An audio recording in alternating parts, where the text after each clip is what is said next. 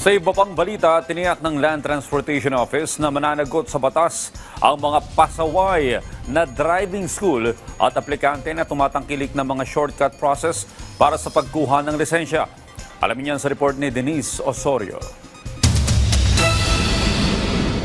Nagbabala ang Land Transportation Office o LTO laban sa mga driving school at aplikante na hindi sumusunod sa tamang proseso ng pagkuha ng lisensya. Kasama na rito ang mga kasong non-appearance at hindi tamang pagtuturo ng theoretical driving course. So, binibigyan natin sila ng pagkakataon to explain their side. If they cannot explain it properly, we will revoke their accreditation. Dagdag ng LTO, posibleng kakasuhan ang mga pasaway na eskwelahan at aplikante. Hindi rin ligtas ang mga lisensyadong motorista na dumaan sa shortcut.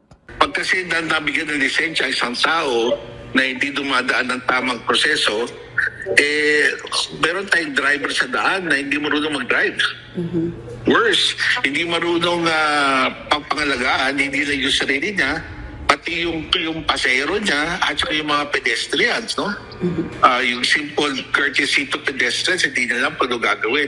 This will cause accident in the roads. Dahil sa shortcut na magkaroon ng lisensya, namimiligro ang buhay ng mga nasa kalsada.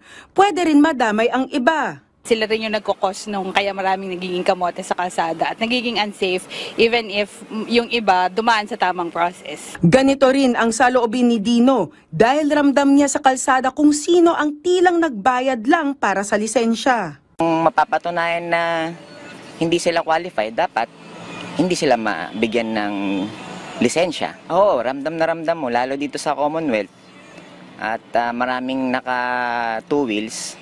So ramdam mo sino yung mga hindi sumusunod, sino yung mga parang nagbayad lang ng lisensya nila.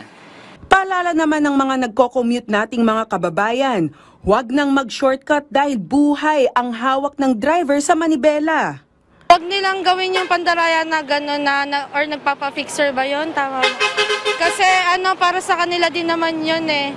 Kunyari, nagda-drive ka, hindi lang buhay mo yung masasalba mo pati yung mga tao na nasa gilid ng daan. Pagka hindi ka ganun kadunong sa driving, malay mo marami kang maaksidente na tao.